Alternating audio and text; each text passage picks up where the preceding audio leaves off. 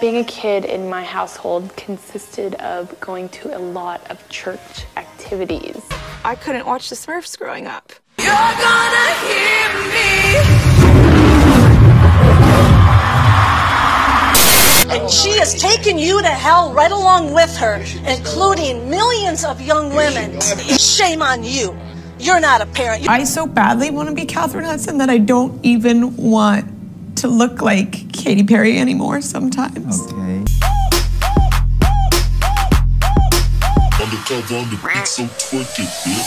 Bonjour, bonsoir tout le monde, je suis ravie de vous retrouver aujourd'hui pour une nouvelle vidéo et avant de démarrer, je tiens à vous présenter notre partenaire du jour, CyberGhost VPN. Si vous partez en vacances plus que jamais, je vous recommande ce VPN qui vous permet de vous connecter à un réseau public tout en cryptant vos données grâce à un tunnel sécurisé. Donc tout ce qui est mot de passe, coordonnées bancaires, vous serez complètement invisible aux yeux des hackers. Donc déjà, niveau sécurité, pour moi, c'est un indispensable, mais également, vous pourrez avoir accès à du contenu géo-restreint.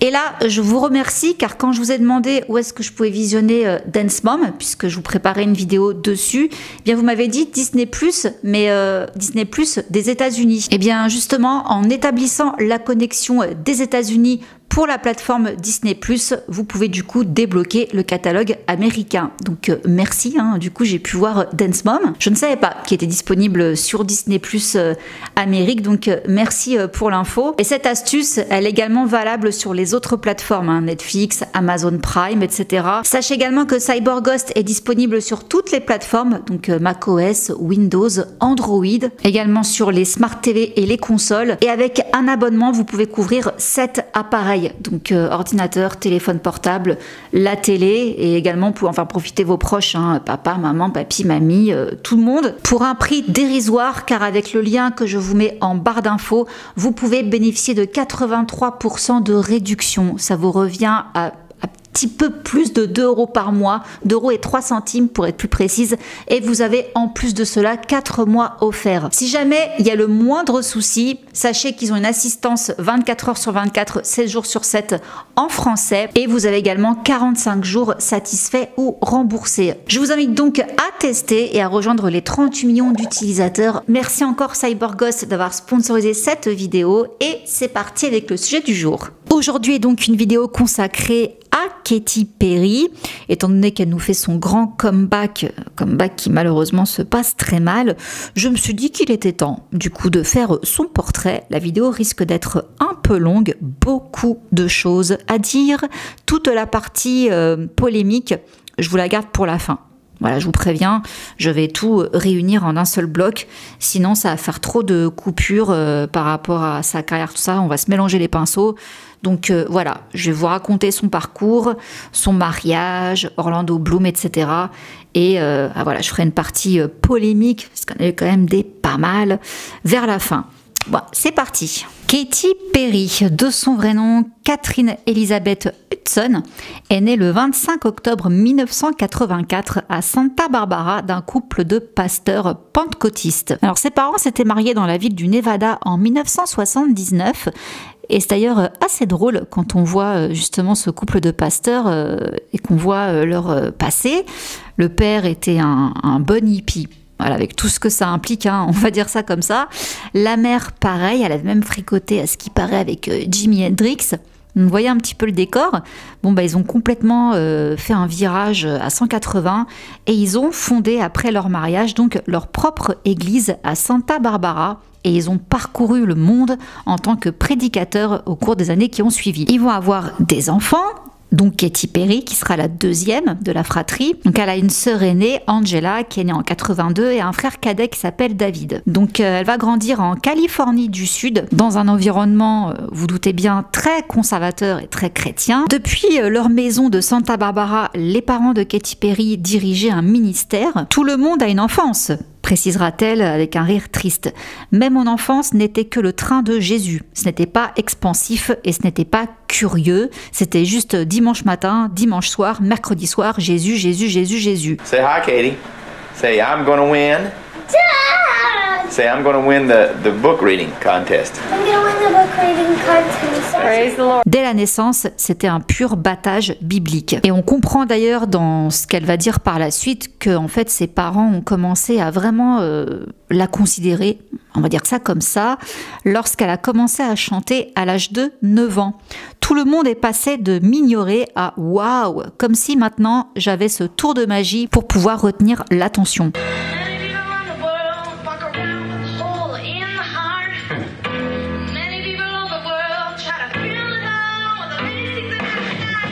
Donc elle précise que l'ambiance à la maison était assez lourde.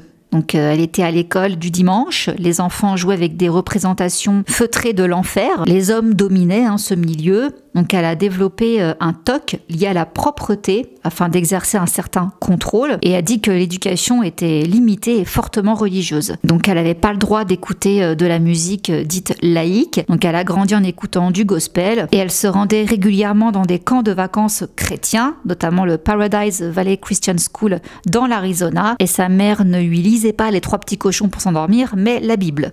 Et le seul film que les enfants avaient le droit de regarder était Sister Act 2. Pourquoi ? Je ne sais pas. Bien qu'elle soit née dans le berceau de la religion, eh bien elle a toujours éprouvé un certain scepticisme en matière de foi. Et justement, elle a déclaré « J'ai toujours été l'enfant qui demandait pourquoi ». Donc elle voulait comprendre, elle avait plein de questions à poser, mais encore une fois, voilà, le milieu dans lequel elle vivait, il était un petit peu, à double tranchant, parce qu'elle a côtoyé pas mal de personnes d'horizons différents, mais le seul point commun au final, ça restait quand même la religion, la chrétienté.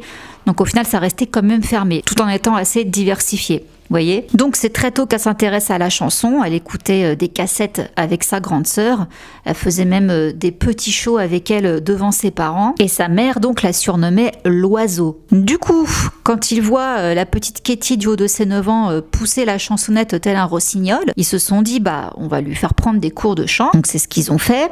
Elle a reçu sa première guitare à l'âge de 13 ans pour son anniversaire, et elle a commencé à se produire en public. Donc c'était elle-même qui composait ses chansons, elle écrivait aussi les paroles, et elle s'est également passionnée pour la danse. Elle a appris le swing, le jitterbug, le Lindy Hop, et elle a aussi parallèlement fait beaucoup de roller et de skateboard. Et côté finance, la famille a vécu des temps difficiles. Ils étaient toujours sur les routes pour prêcher leur foi. Du coup, ils vivaient principalement de bons alimentaires. Et malgré tous ces voyages, où ils emmenaient leurs enfants avec eux, eh bien Katie restait inconnue du monde extérieur. Les écoles étaient vraiment de fortune, expliquera-t-elle plus tard. L'éducation n'était pas la priorité. Mes études ont commencé quand j'avais réellement 20 ans. Et il y a encore tellement de choses à apprendre.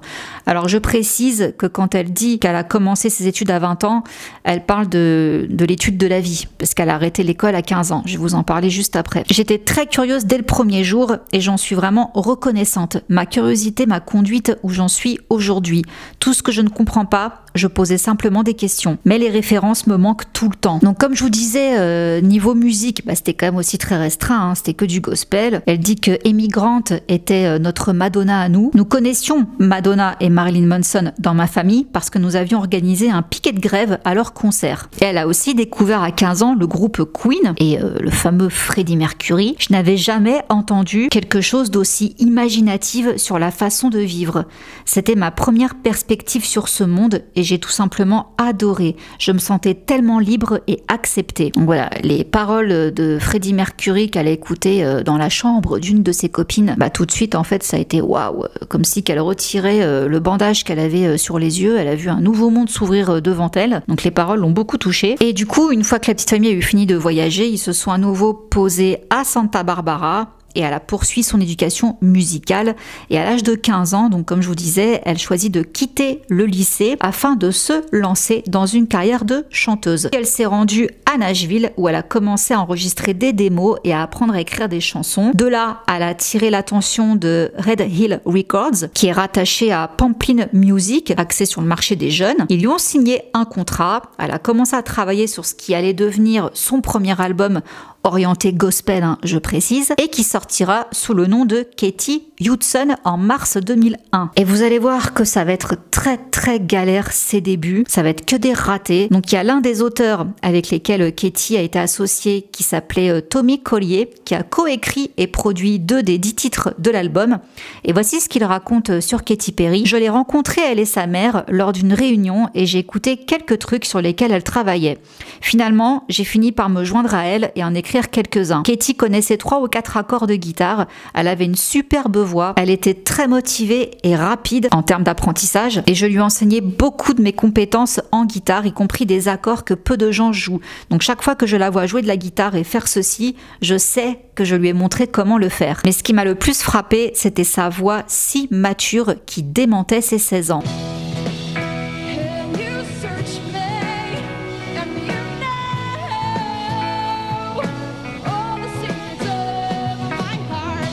C'était brut, un peu comme Alanis Morissette à cette époque, parce qu'elle écoutait beaucoup ce genre de musique. Effectivement, Katy Perry était fan d'Alanis Morissette. Elle pouvait casser sa voix, puis la voir très douce et à nouveau avoir une voix très forte, ce qui était assez difficile à faire. Donc toujours selon Tommy, tout le monde au sein du label ne partageait pas vraiment son impression sur le talent de Katy. Ils n'ont tout simplement pas compris. Je me suis dit, mais attendez, cette fille va probablement devenir une grande star. Mais ils ne l'entendaient pas forcément de cette oreille. Donc, son album Katy Hudson sort. Le problème, c'est que Pamplin Music et Red Hill, par extension, étaient en difficulté financière. Donc, ils avaient déposé le bilan. Du coup, Katy a été lancée dans le monde, on va dire, sans presque aucun marketing ni promotion. Du coup, son album, son premier, a été vendu à seulement 200 exemplaires physiques avant que tout ne s'écroule. Et là, justement, Tommy raconte une petite anecdote où il a croisé Katy dans les locaux du label et elle était assise dans une pièce en train de jouer de la guitare acoustique. Elle était très frustrée et bouleversée et je lui ai parlé, je lui ai dit « Relève la tête, ce n'est pas le seul label en Amérique, tu viens juste de commencer. » Alors Katy Perry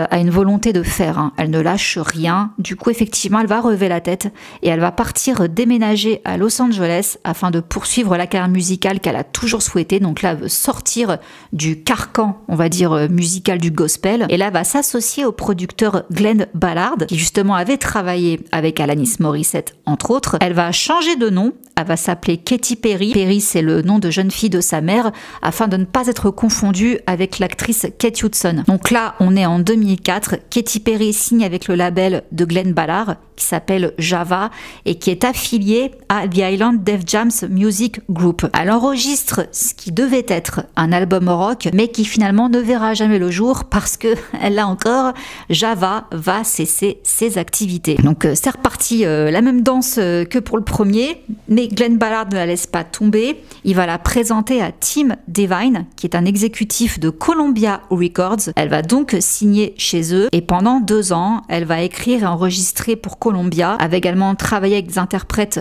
comme The Matrix, Max Martin, à qui on doit les tubes de Britney Spears, Backstreet Boys, etc. Et également le fameux Dr. Luke, que je ne présente pas. Elle va enregistrer plus tard en groupe avec The Matrix, mais elle va être renvoyée de Columbia en 2006, alors qu'elle est en train d'achever l'enregistrement de son nouvel album. Du coup, on va retenir qu'un seul titre, qui s'appellera Simple, et qui sera présenté dans la bande originale du film 4 filles et un jean, qui sortira en 2005.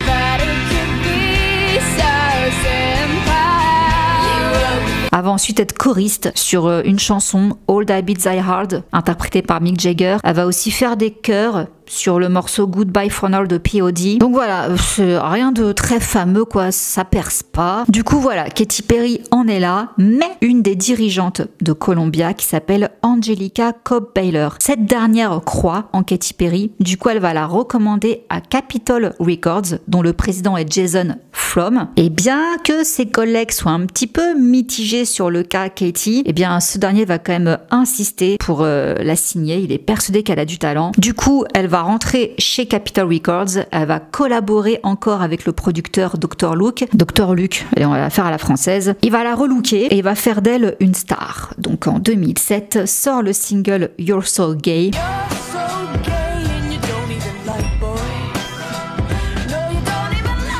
Et là, petit coup de chance du destin, il y a Madonna qui va parler justement de ce titre lors d'une émission de radio en avril 2008 en disant que c'est sa chanson préférée du moment. Donc super, merci pour le coup de pub. Well, I have a favorite song right now.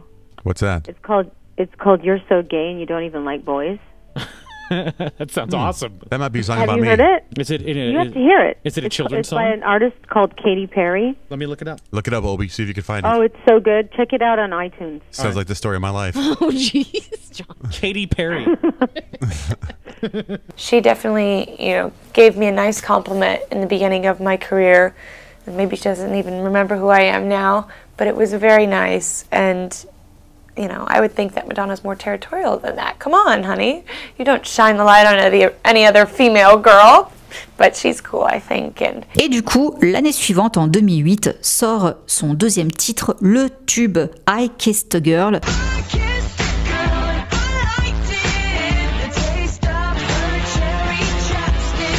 Qui annonce la sortie de son album One of the Boys qui va se vendre à plus de 5 millions d'exemplaires. Donc là, ça y est, elle va commencer à gravir les marches vers les étoiles. Elle va recevoir le Energy Music Awards de l'album de l'année. Elle part en tournée, sa première tournée mondiale, le Hello Katy Tour, qui démarre le 23 janvier 2009 et se terminera en novembre 2009.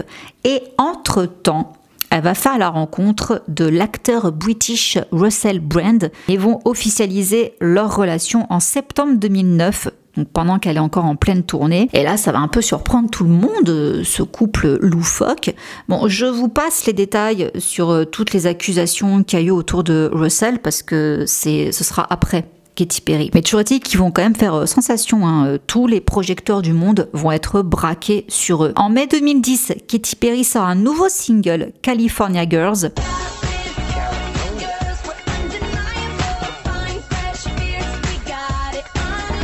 Extrait de son nouvel album Teenage Dream, qui va être également un succès, 5 millions d'exemplaires, première tête des ventes aux États-Unis, numéro 1 dans plusieurs pays, certifié disque de platine aux États-Unis. Et d'ailleurs, 5 singles issus de cet album-là obtiendront la première place du Billboard. De ce fait, elle va égaler le record de Michael Jackson avec son album Bad.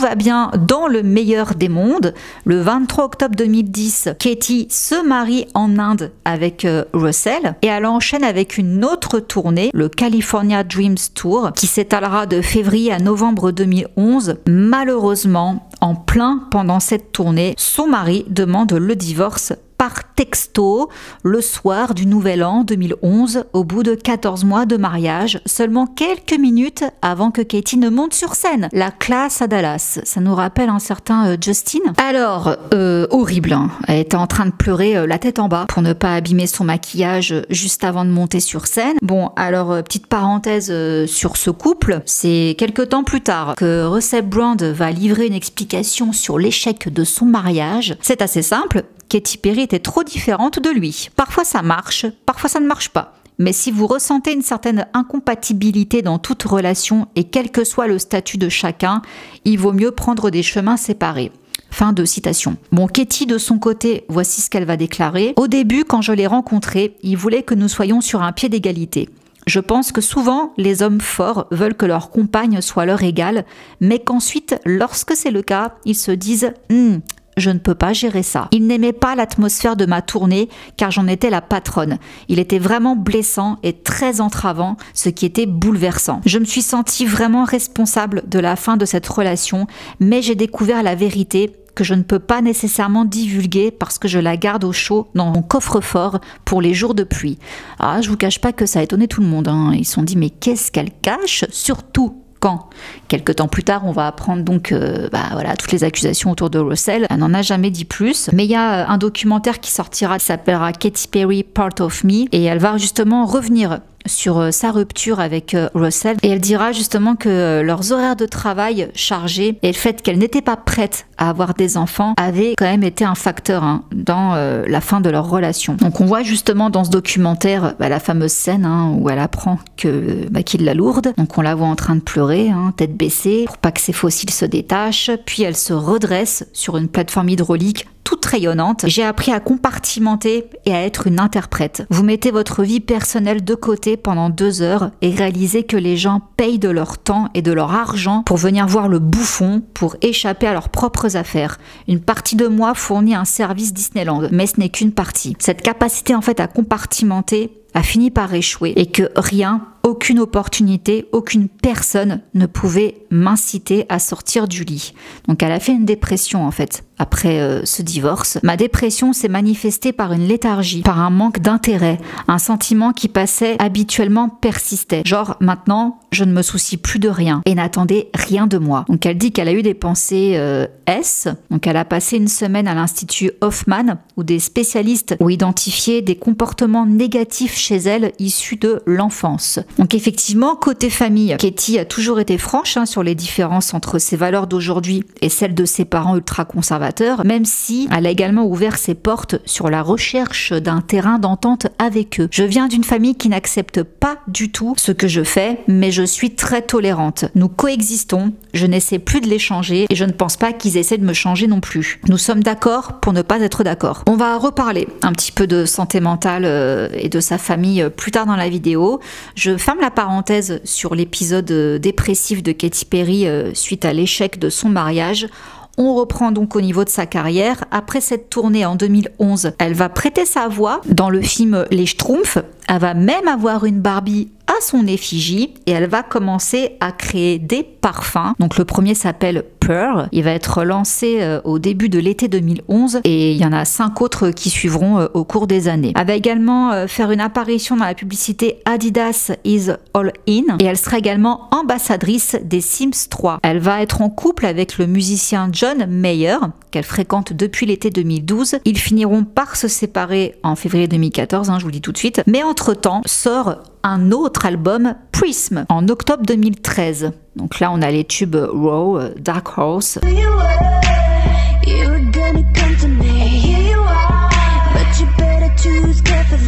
Qu'est-ce que j'aime cette musique d'ailleurs, Dark House. Elle va devenir dans la foulée en 2014 égérie de la marque CoverGirl. Elle va également s'associer à la Claire's pour les accessoires. Puis elle part en tournée. C'est le Prismatic World Tour qui se déroule de mai 2014 à octobre 2015. Elle va également sortir son propre label musical Metamorphosis Music qui sera affilié à Capitol Records. Et à l'occasion du Super Bowl, elle va donner un concert de 12 minutes pendant la mi-temps du match. Donc la consécration, plus de 118 millions de téléspectateurs. Et elle continue dans le succès. Juin 2015, elle devient la première artiste féminine à avoir un clip ayant atteint le 1 milliard de vues sur YouTube. Donc c'est pour Dark House, normal, j'ai envie de vous dire. Et ce sera pareil, elle va encore franchir le même cap avec le clip Raw. Toujours en 2015, elle devient égérie pour la marque italienne Moschino. Ce sera pour la collection automne-hiver et elle devient également l'égérie de Toyota. Et ça, ce sera pour le marché thaïlandais. Et à la fin de cette année, Katy dévoile une nouvelle chanson qui s'appelle Everyday's Holidays. Et ce titre sera utilisé pour la publicité de la collection de Noël d'H&M. On retrouve d'ailleurs Katy Perry dedans. Et elle va faire la couverture du prestigieux magazine Forbes. Donc elle va poster cette couverture sur son Instagram. Et voici ce qu'elle dit à propos de cette couverture. Il y a une différence entre être modeste et travailler dur pour voir s'épanouir les fruits de votre travail et pour voir vos rêves se réaliser. J'espère que cette couverture montrera aux femmes qu'il n'y a pas de problème à être fière du succès durement gagné et qu'il n'y a aucune honte à être la patronne. Donc voilà, ça c'est dit. Janvier 2016, il y a les Golden Globes et lors de l'after party des Golden Globes, on va apercevoir Orlando Bloom et Katy Perry en train de flirter ouvertement ensemble et tout ça grâce à une histoire de cheeseburger. Que s'est-il passé? Donc c'est Orlando Bloom qui nous raconte. J'adore les Golden Globes, c'est toujours l'un des événements les plus amusants de l'année. Il y a plus d'alcool que de nourriture, de sorte que vous pouvez avoir toujours un peu faim. Denzel Washington était assis à la même table et je ne savais pas qui avait commandé des hamburgers. J'ai juste vu une boîte arriver devant lui. Donc je suis allée le voir et je lui ai dit: hey mec, est-ce que je peux avoir un hamburger s'il te plaît? Je meurs de faim. Denzel a compté les hamburgers. Il m'a dit ok, on en a 10, donc oui bien sûr. Et là, j'ai vu Katy. Je l'avais rencontrée 2 fois, mais je ne la connaissais pas bien et je lui ai fait un clin d'œil, puis Voilà, donc voilà, coup de foudre entre les deux, tant et si bien qu'un mois plus tard, il lui présentera son fils, Flynn, âgé de 8 ans, qu'il a eu avec Miranda Kerr, et ils vont filer le parfait amour jusqu'en février 2017, où là, ils vont se séparer. Katie va se plonger dans le travail, mais également un peu dans la dépression, c'est reparti mon kiki, donc le travail va pas suffire à la faire aller mieux. Son album Witness sort, elle se mange de très mauvaises critiques sur Twitter et ça va directement l'impacter vu que déjà elle est un peu fragilisée. Personne ne peut vous faire ressentir ou croire quelque chose sur vous-même que vous ne ressentez pas déjà. Si vous ressentez cela et qu'ils ajoutent un peu de sauce, ça s'enflamme. Du coup, elle reparle un petit peu justement de sa santé mentale en disant qu'elle a toujours eu des angoisses liées à l'insuffisance, qu'elle a toujours eu peur de ne pas être assez cool ou acceptée et que c'est en fait tout ça qui a alimenté son ambition. Elle a fait un art de la démesure, on peut le voir justement dans ses clips. Tous ses efforts, ça a fini par l'épuiser. Et dans ses réflexions, ça en revenait encore et toujours à ses parents et au fait que petite, exprimer ses sentiments était hors de question. La thérapie était considérée comme tabou. Et d'ailleurs, l'année suivante, en 2018, elle va enregistrer une chanson qui s'appelle Waving Through a Window de la comédie musicale Dear Evan Hansen afin de sensibiliser à la dépression. Mais pour l'heure, d'après tout ce qu'on lui avait appris, Jésus guérit tout. Par ses meurtrissures, tu es guéri. Si vous n'aviez pas une vraie foi vraiment intense, vous n'êtes pas le meilleur chrétien. Mais Dieu nous donne de nombreux outils pour pouvoir nous aider nous-mêmes, parmi lesquels il y a la science, les médecins, les thérapeutes. Et c'est probablement pour ça que je suis dans le business des sentiments. Voilà une façon pour elle de gérer toutes ses peurs et ses angoisses. Et elle parle également de ses voyages qui lui ont fait découvrir des cultures et des concepts bien au-delà de tout ce qu'elle aurait pu imaginer dans la bulle de Jésus. Et ça a également nourri son travail, mais ça s'est retourné contre elle. On l'a souvent accusée d'appropriation culturelle, une caractéristique importante de ses 3 premiers albums. Donc elle porte des robes de geisha, elle a fait un clip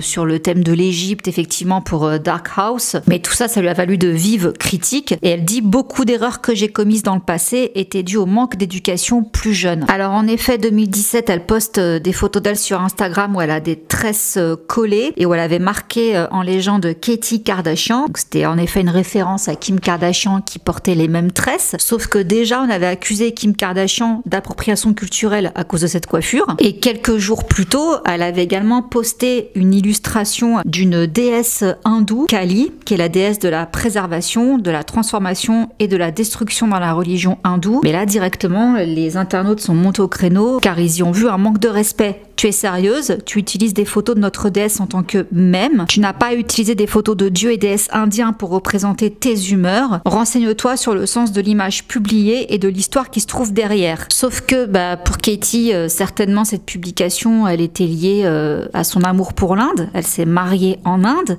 Elle a également fait un don de 26 millions de roupies indiennes, soit 3,5 millions de dollars à la fondation British Asian Trust India et également presque 2 millions de dollars lors d'une campagne de financement. Je pense qu'à mon avis, elle apprécie beaucoup l'Inde. Donc l'illustration en question, je pense pas que c'était un manque de respect. Enfin bref, en tout cas, ça a été mal pris. Face à tout ça, Katie reconnaît ses avantages innés en tant que femme blanche, mais il n'y a certainement pas beaucoup d'empathie ou de compassion envers les gens qui grandissent parfois ou essaient de grandir sous les projecteurs, car la croissance signifie aussi l'échec. Et j'ai fait beaucoup de chutes à plat ventre. Et il ne faut pas oublier non plus que Katie est quand même réputée pour être très maladroite, d'être sans filtre, et c'est ce qui a fait justement son succès. Mais bon, des fois c'est très mal pris, tout comme la fois par exemple où elle avait été interviewée sur un tapis rouge et où elle avait fait une mauvaise référence, on va dire ça comme ça, à la dépression de Britney Spears en 2007 quand elle s'était rasé le crâne.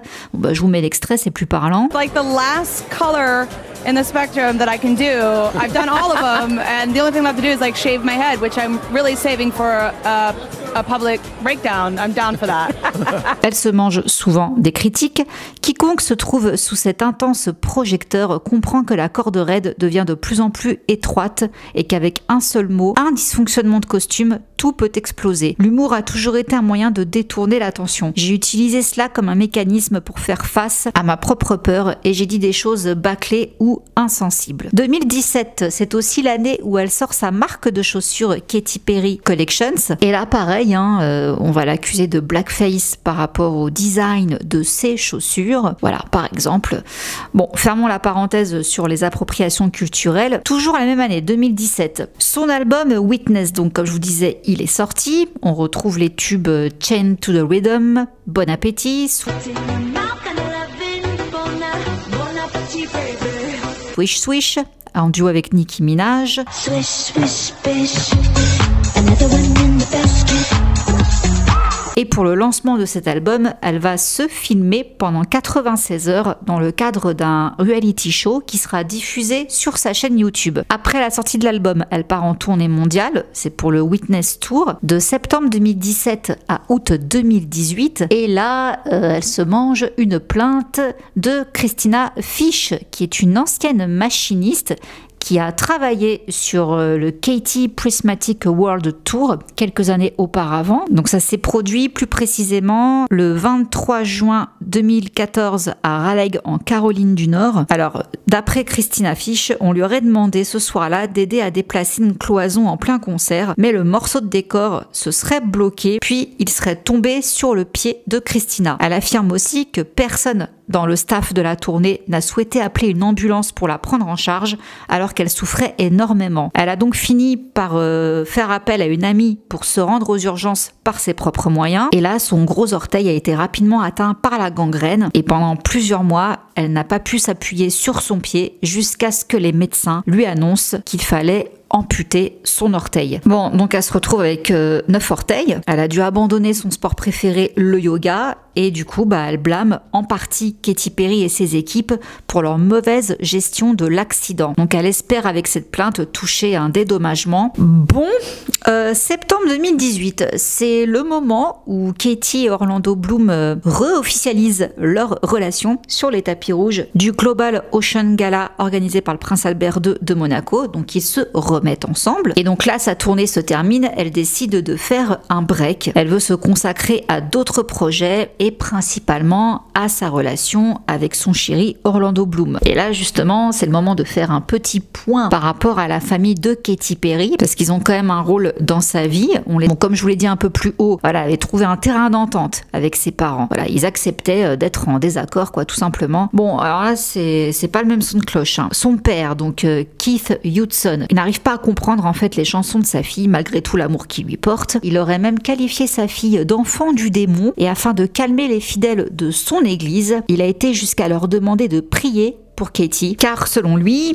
il demande comment je peux prêcher alors que j'ai produit une fille qui a chanté qu'elle a embrassé une autre fille. Oui, donc il fait référence à la chanson I Kissed a Girl. Donc lui-même a assisté à un des concerts de sa fille et il en est ressorti malheureux et honteux. J'ai vu cette génération et la manière dont ils avaient l'air concentrés. C'est comme s'ils étaient à l'église. Je suis restée debout et j'ai pleuré. J'ai pleuré et pleuré. Ils aiment et ils vénèrent une mauvaise chose. Et par la suite, il dit même qu'il s'est fait agresser verbalement par une mère en colère qui a été jusqu'à traiter la musique de Katy Perry de satanique au moment où lui sortait d'une émission de radio chrétienne. Shame on you.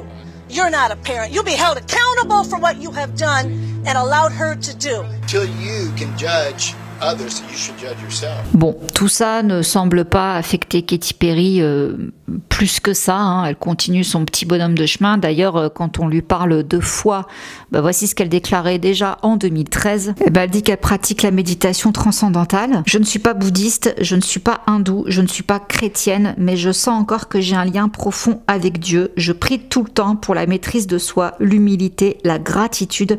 Il suffit parfois de dire merci, c'est mieux que de demander des choses. Donc elle fait une pause dans sa carrière musicale et du coup elle devient juge dans American Idol. Elle sera payée 25 millions de dollars pour la saison, faisant d'elle du coup la juge la mieux payée à la télévision, et elle remplira pour les 3 saisons suivantes. Et le 15 novembre 2018, elle dévoile la chanson Cozy Little Christmas, mais pas d'album, hein, juste un titre. Elle en enregistre un autre aussi, c'est Immortal Flame, mais c'est pour le jeu vidéo Final Fantasy Brave Exvius. D'ailleurs, elle a même son propre personnage dans le jeu, et ensuite elle va enchaîner quelques collaborations et apparitions sur scène. Et du côté de son couple, eh bien Katie et Orlando se fiancent le 14 février 2019 à bord d'un hélicoptère. Oui, on ne vit pas dans le même monde, hein. Donc ouais, ça m'a halluciné. Katie a raconté les dessous de cette charmante demande.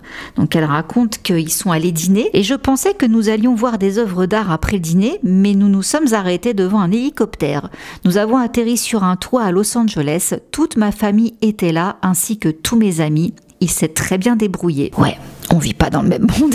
Bon, 1 an plus tard, leur mariage, qui devait avoir lieu finalement, a été repoussé en raison de la pandémie. C'était prévu qu'ils se marient au Japon, bah finalement c'est reporté. Mais du coup, ils vont faire un projet à 2. Ils vont devenir investisseurs avec 3 autres personnes dans la société Bragg Live Food Products, qui est le premier producteur de cidre de pommes au monde et qui est implanté à Santa Barbara. Donc voilà, ils se lancent là-dedans tous les deux, Orlando et Katie. Et ça, c'était le côté cool. Le côté moins cool, c'est que encore une plainte. Alors, qu'est-ce qui se passe? Le 11 août 2019, on a le mannequin dans le clip Teenage Dream. Il s'appelle Josh Klaus. Il tourne donc avec Katy Perry dans ce clip. Et bien là, des années plus tard, il accuse Katy d'agression S et les faits remonteraient à 2012. Je n'en parle que maintenant parce que notre culture est calibrée pour prouver que les hommes de pouvoir sont pervers. Oui, on est en plein mouvement MeToo, hein. Mais les femmes de pouvoir sont tout aussi dégoûtantes. Alors, il dit que cet événement se serait produit peu après que Katy Perry ait rompu avec Russell Brand, et c'était durant la fête d'anniversaire du costumier Johnny Woodjack. Donc quand on a demandé à Josh Klaus pourquoi il ne s'était pas exprimé plus tôt, il dit qu'il a d'abord été choqué, traumatisé, puis qu'il voulait attendre pour qu'on ne prenne pas sa démarche pour une volonté d'amasser de l'argent. Cela dit, il affirme avoir ressenti le besoin de faire comprendre au monde ce qu'il entendait en parlant d'abus de pouvoir. Il y a eu des millions de fois où j'aurais pu en parler. À présent, il n'y a absolument aucun bénéfice dont je pourrais profiter, mais ça peut servir à beaucoup d'autres. Que vous me croyez, mais sans importance. Ce qui compte, c'est de faire savoir aux gens que même un type comme moi s'est senti impuissant et a été violé et qu'il peut quand même avoir le courage d'en parler quand c'est important, pas lorsque c'est lucratif. Elle avait déjà été pas très respectueuse avec lui même pendant le tournage du clip. Par exemple, la scène du baiser, eh bien il dit que à ce moment-là, Katy a sorti genre dégoûtant devant toute l'équipe. Donc déjà, il a eu un peu honte quoi, enfin c'est gênant. En plus, lui à ce moment-là, il dit qu'il traversait une période assez difficile. Sa copine le trompait, il avait une petite fille en plus, donc c'était pas la joie. Mais bon, il avait besoin d'argent, donc il a enduré tout ça pour sa petite. Et après le premier jour de tournage, Katy l'a invité dans un club de striptease à Santa Barbara. Il a refusé, lui a dit « Je dois retourner à l'hôtel et me reposer parce que ce travail est tout ce que j'ai en ce moment ». Donc le clip a été créé le 26 juillet 2010, avant le mariage de Katy et Russell. Après, donc, ils ont divorcé le 16 juillet 2012. Et là, donc, il dit « J'ai vu Katy plusieurs fois après sa rupture avec Russell. Et cette fois, j'ai amené une amie qui mourait d'envie de la rencontrer. C'était la fête d'anniversaire de Johnny Woodjack. Et quand je l'ai vue, nous nous sommes embrassés. Elle était toujours mon béguin. » Oui, parce que du coup, il précise qu'il avait eu un petit crush sur elle. Mais alors que je me tournais pour présenter mon amie, elle a sorti mon sweat de mes sous-vêtements. Elle a baissé mes sous-vêtements Adidas aussi bas qu'elle le pouvait afin de montrer mon attirail à quelques-uns de ses amis, à la foule autour de nous. Donc il dit qu'il a été complètement humilié par cette expérience. Pouvez-vous imaginer à quel point je me sentais pathétique et embarrassée? Mais malgré tout, oui, c'est une super leaduse, elle est incroyable. Ses chansons sont principalement de superbes hymnes stimulants et c'est tout. J'ai continué à la regarder, utiliser des extraits de ses clips pour sa tournée mondiale, puis son DVD ne mettant en avant qu'une de ses co-stars masculines, et c'était moi. Alors, il y a quand même le fameux monsieur dont c'était l'anniversaire, la Johnny Woodjack, qui va prendre la parole en disant « Oh non, non, non, je ne vais pas te laisser proférer des accusations contre mon amie comme ça, donc qui est amie avec Katy Perry. Nous connaissons tous ton obsession pour elle depuis le tournage de cette vidéo. Tu lui écrivais des musiques et planifiais un futur imaginaire avec elle. Ce n'est pas correct de faire ça à des gens qui ne font rien d'autre que d'inspirer et d'élever les autres. Concentre-toi sur ta vie et ta fille et passe à autre chose, Josh. Je prierai pour toi, nous prierons tous pour toi. » Et en 2020, quand on a parlé à Katy de cette histoire, elle dit « Je pense que nous vivons une période où tout le monde peut dire n'importe quoi. » Ok, bon, alors là, libre à chacun de le croire ou pas, sauf que quelques jours plus tard, il y a une autre personne qui fait des révélations embarrassantes sur Katy Perry. Il s'agit de l'animatrice de télévision Tina Kandelaki. Elle l'aurait touchée de manière inappropriée et aurait aussi tenté de l'embrasser lors d'une soirée. Elle dit qu'elle a repoussé les avances de Katy, mais qu'elle a insisté, elle a été lourde. Et voilà, ça a été comme ça un petit moment. Bon, voilà, fin du truc. Mais sauf que ça, quand c'est sorti, donc ces deux accusations, les gens ont quand même fait le lien avec d'autres choses qu'ils ont vues, là pour le coup, de leurs yeux, puisque ça a été filmé. Des comportements de Katy Perry qui font penser que peut-être elle aurait été capable de faire ça, en fait. Donc par exemple, on a ressorti l'histoire de 2017. Il y a Shawn Mendes qui est interviewé sur le tapis rouge d'iHeart Radio. Et là, Katy Perry, on la voit déjà de côté, qu'elle est en train de le regarder, tout ça, machin. Et elle fait le tour, elle arrive par derrière et elle lui agrippe les fesses. Donc là, tout le monde rigole et dit « Ah, c'était Katy Perry qui me touchait les fesses ». Il a expliqué qu'il était un grand fan de Katy, mais on voit qu'il a l'air un petit peu dubitatif, on va dire ça comme ça. Il a du mal à reprendre la conversation. « Désolé, je suis juste abasourdi ». Et en plus, il déclare après à ceux qui l'interviewent, je ne l'ai jamais rencontré auparavant. Donc c'est même pas sa grande copine, quoi. Someone was just touching my butt, I don't know. Oh, sorry. Do not touch his butt! Oh, it's Katy Perry who was touching my butt. That's okay, Katy Perry just touched your butt. Bon, de nombreux fans et médias ont interprété ça comme une blague, mais il y en a quand même certains qui ont souligné que peu de gens riraient si les rôles étaient inversés. Si un homme de 32 ans qui vient agripper les fesses d'une femme de 18 ans alors qu'elle ne le connaît pas, là tout de suite ça serait beaucoup plus chelou. Mais il y en a aussi encore un autre, c'était sur American Idol en 2018. Là, il y a un candidat qui s'appelle Benjamin Glaze. Il est caissier, il a 19 ans. Il auditionne donc pour American Idol. Et là, qu'est-ce qui se passe? Je vais vous mettre l'extrait, tout simplement. No, I've never been in a relationship. Really? I can't kiss a girl without being in a relationship. Come here, Ben. Yeah, come No, here. wait, hold on. Come here. Come on. Come here right now. Lui, il a quand même déclaré plus tard qu'il était mal à l'aise. C'était une semaine après l'émission. L'aurais-je fait si elle m'avait dit « Veux-tu m'embrasser ?» Non. J'aurais dit non. Je sais que beaucoup de gars diraient « Mais bon sang, mais oui !» Mais pour moi, j'ai grandi dans une famille conservatrice et j'ai immédiatement été mal à l'aise. Je voulais que mon premier baiser soit spécial. Et après, on l'a re-interviewé avec un peu plus de recul et dit que ce baiser lui a permis de passer plus de temps à l'écran, ce qui a donc contribué à attirer l'attention sur sa musique. Donc de cette façon, a-t-il déclaré, je suis content qu'elle l'ait fait parce que c'est une excellente opportunité de faire connaître ma musique. Mes amis étaient d'accord avec moi sur le fait que cela ne comptait pas vraiment au final. Bon, revenons également à un autre incident de 2012. C'est la première partie de Justin Bieber All Around the World de NBC, où là, pareil, sous l'objectif des caméras, on voit Katy Perry agripper le popotin de Justin Bieber, alors âgé de 18 ans. Donc là, pareil, ça avait quand même interpellé plus d'une personne. Donc, bon...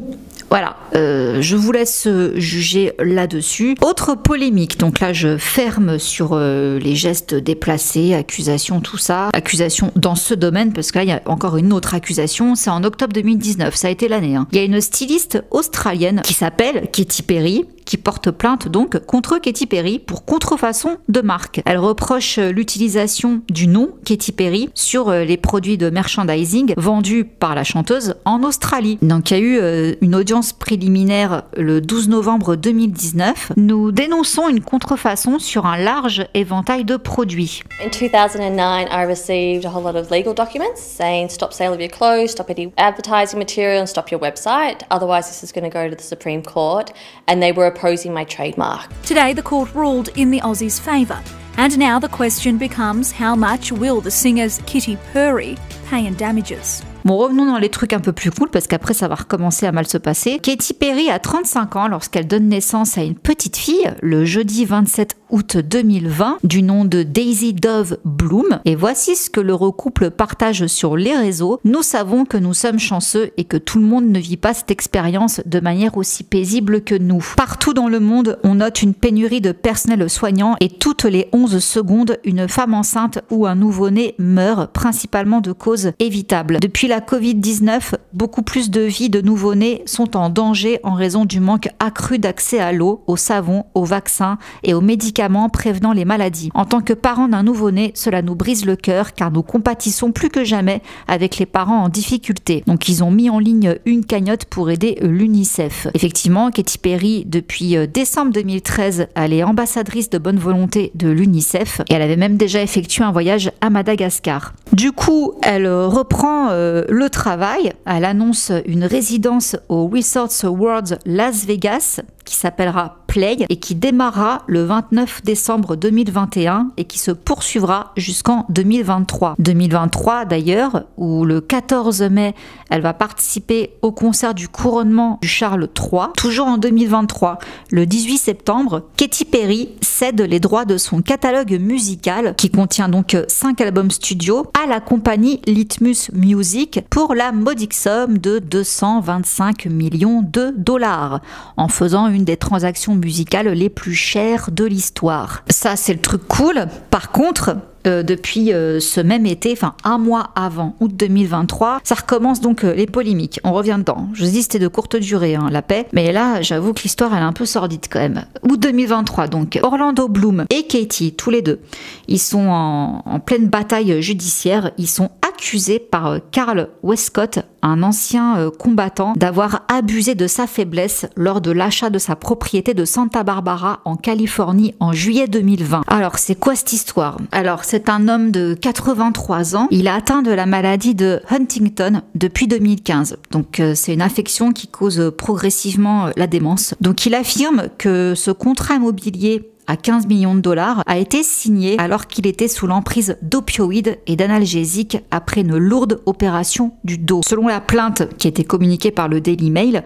en raison de son âge, de la fragilité de l'état de son dos, de sa récente intervention chirurgicale et des opiacés qu'il prenait plusieurs fois par jour, Monsieur Westcott n'avait pas la capacité mentale de comprendre la nature et les conséquences probables du contrat. Il dit s'être rendu compte de la signature quelques jours après et il a cherché à l'annuler par email. En plus, il avait acheté cette propriété seulement 2 mois avant le rachat par Katy et Orlando et il prévoyait d'y finir sa vie. Donc la vente a eu lieu seulement 3 jours après son opération qui a duré 6 heures et donc il a porté plainte en août 2020. Et là donc comme je vous dis, ça traîne jusqu'en 2023 et il y a donc le fils de Carl qui s'appelle Chart Westcott ainsi que le reste de sa famille qui sont maintenant à la tête d'une loi appelée Protecting Elder Realty for Retirement Years Act, projet qui est également surnommé The Katy Perry Act, carrément. Oui, ça a donné naissance à une loi, le nom de Katy Perry.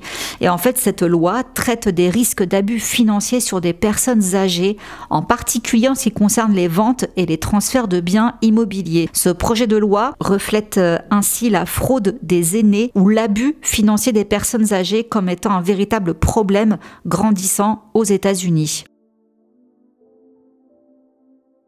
Mais du coup, là, ça devient encore plus sordide parce que c'est pas la première fois que Katy Perry a l'air d'abuser, en tout cas, de la vieillesse de quelqu'un pour acquérir une propriété. Il y a eu un autre scandale également, c'était en 2015. Ça a perduré sur plusieurs années. Katy a craqué sur un couvent qui coûtait 14,5 millions de dollars. Katy était toute contente d'acheter ce couvent, sauf que les sœurs Rita Callanan, âgée de 77 ans, et la sœur Catherine Rose Holzman, âgée de 86 ans, était très réfractaire à l'idée de cet achat. Donc elle croit dur comme fer que vendre la propriété à Katy entrerait en contradiction avec leurs vœux religieux. Des raisons évidentes pour les nonnes qui, après avoir jeté un œil au clip de Katy Perry, se sont empressées d'accepter la proposition d'une autre personne, une certaine Dana Hollister, qui leur en avait offert 1 million de plus. Sauf que là où ça coince, c'est que l'archevêque avait déjà accepté l'offre de Katy Perry. Donc là, on se retrouve dans une impasse. Du coup, c'est passé entre les mains des tribunaux. Et il y a l'archidiocèse de Los Angeles qui avance que les sœurs ne sont pas habilitées à gérer la vente de leur couvent. Donc elles ont déjà empoché 100 000 $ pour la vente, dont les intérêts négociés avec Dana Hollister devraient leur apporter 300 000 $ annuels d'ici 3 ans. Donc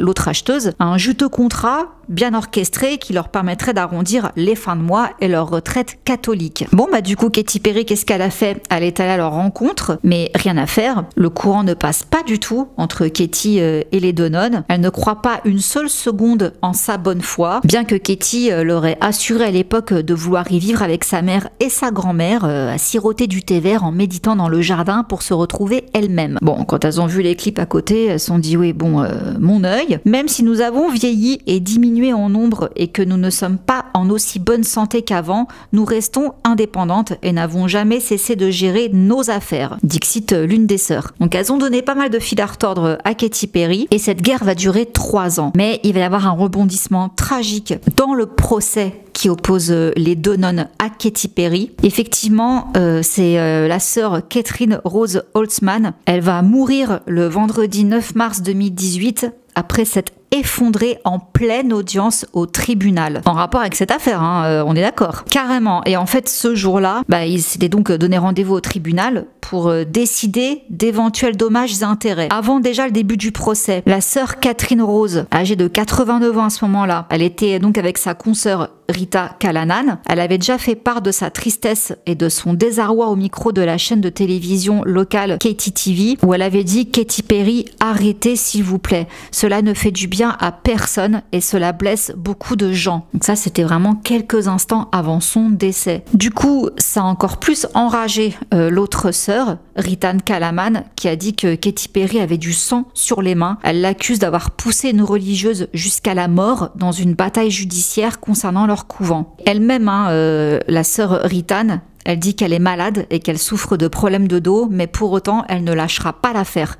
J'ai l'intention de me battre, mais combien de temps je pourrais le faire? Ça, je ne le sais pas. Grammy Award-winning singer Katy Perry has won her latest legal battle over a holy piece of real estate. A Los Angeles jury found businesswoman Dana Hollister guilty of sabotaging the pop star's plans to buy a former convent. Hollister is now required to pay out $5 million in total to Perry and the Archdiocese.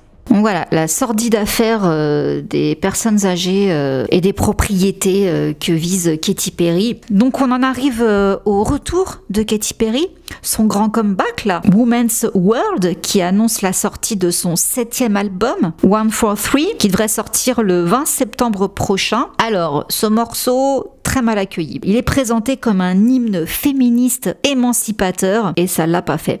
Certains le qualifient de catastrophe monumentale. On dit qu'elle ressemble à une Lady Gaga réchauffée et que ça ressemble d'ailleurs un peu trop au titre de Lady Gaga Stupid Love qui est sorti en 2020. Et bon, alors le clip, il est sorti le vendredi 12 juillet. Ça a pas du tout plu. Alors pourquoi? Voici ce qui est dit dans la presse. On dirait une parodie de féminisme qui a mal tourné. Voilà à quoi ressemblerait une vidéo féministe si elle était réalisée par un homme. Je pensais que ça ne pouvait pas être aussi nul que ce que les gens disaient, mais c'est encore pire. Waouh! Tous les clichés sexistes y sont réunis. On croit même pas que c'est une parodie. C'est grotesque au point de dire que Katy Perry a dû apprendre le féminisme à partir d'une simple recherche sur Google.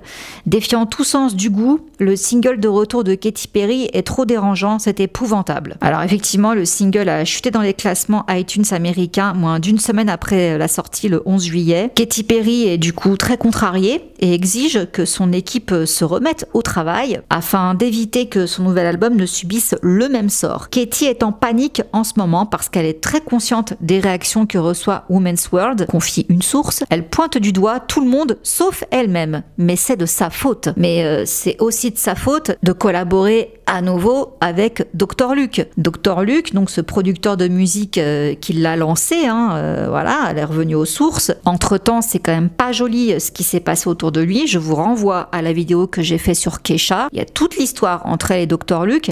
Il a quand même été accusé d'abus sexuels, physiques et émotionnels par Kesha. Donc Kesha avait déposé une plainte contre lui et elle a peu eu gain de cause. La plainte a été rejetée en 2016. Pourtant, Katy était une grande copine de Kesha. Elle est même dans son clip I Kissed a Girl, on peut l'apercevoir. Et du coup, même la source poursuit, elle était folle de penser que Dr Luke était une bonne idée. Elle n'a écouté personne. Et effectivement, en message privé sur Instagram, beaucoup d'entre vous m'ont envoyé donc ce comeback de Katy Perry en me disant mais pourquoi Dr Luke? Pourquoi elle fait ça? Ouais, je sais pas. Voilà. Effectivement, disons que, bon déjà c'est mal vu. qu'elle fasse une collaboration avec lui, avec tout ce drama autour de Kesha. Mais encore une fois, on pourrait se dire ouais, mais le mec il a pas été accusé, donc bénéfice du doute, pourquoi devrait le cancel ou le boycott ou quoi que ce soit. Certes, sauf que quand tu t'appelles Katy Perry et que tu fais un comeback essentiellement, carrément basé sur le féminisme, tu peux pas te permettre de collaborer avec un mec qui a quand même été accusé plus d'une fois et qui a entré dans la déchéance une de tes copines, donc Kesha en l'occurrence. Ça la fout très mal. Là, il n'y a pas de sororité, il n'y a pas de girl power. Donc bon, si elle était en dehors de tout ce délire-là, peut-être qu'on lui pardonnerait sa collaboration. Et encore, je ne pense pas à l'heure du cancel. Non, ça ne passerait pas du tout. Mais là, c'est encore pire. Voilà, tu reviens avec un titre qui s'appelle Woman's World et tu collabores avec ce gars-là qui a abusé d'une chanteuse de la même génération que toi, que tu as côtoyé, ça passe pas du tout. Voilà, et j'avoue, le clip, je l'ai regardé, j'ai pas compris. En fait, je sais que beaucoup d'entre vous m'ont dit mais pourquoi elle est à poil? Je sais pas. J'ai compris ce qu'elle voulait faire passer, le coup de l'enclume qu'elle se prend en pleine tronche là. Effectivement, on voit qu'au début on est dans le cliché du féminisme d'avant et que quand elle se prend l'enclume, c'est genre voilà, tout ça c'est fini maintenant, on refait un nouveau féminisme 2.0. Sauf que j'ai pas compris. J'ai pas compris du coup la suite du clip. J'ai pu comprendre la première partie jusqu'à l'enclume, mais après qu'elle revienne, qu'elle se mette une pompe à essence dans le derrière, qu'après elle grimpe dans un hélicoptère avec une barre à selfie en hurlant je suis Katy Perry, j'ai pas compris le message. Voilà, je vous cache pas que j'ai pas compris le message. Donc bon, bref, on peut dire que c'est un comeback foiré pour le moment. On verra. N'hésitez pas à me faire part de vos avis dans les commentaires. Merci encore CyberGhost d'avoir sponsorisé cette vidéo. N'oubliez pas, pour profiter de l'offre des 83% de réduction et 4 mois offerts, le lien est en description. Seulement 2,03 € par mois. Profitez-en. Sur ce, je vous laisse et je vous fais plein de gros bisous. Mouah. Ciao.